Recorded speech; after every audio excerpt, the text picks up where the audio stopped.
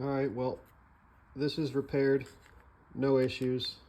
Everything's working the way it should. It's dried out. If you unplug this connector, it still says that I have a short to ground on number 4 button. If you unplug this connector from the instrument cluster, it still says it.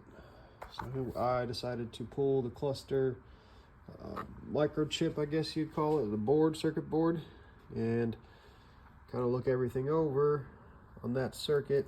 I'll show you what I found. Over here, we've got some major issues.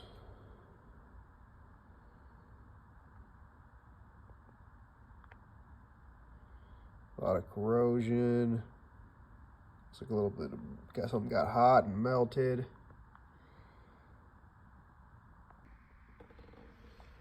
All right, I got a new cluster. This is from eBay, so I wouldn't say it's used. It's a second-hand cluster. Got it plugged in. And as you can see, everything works just like it should.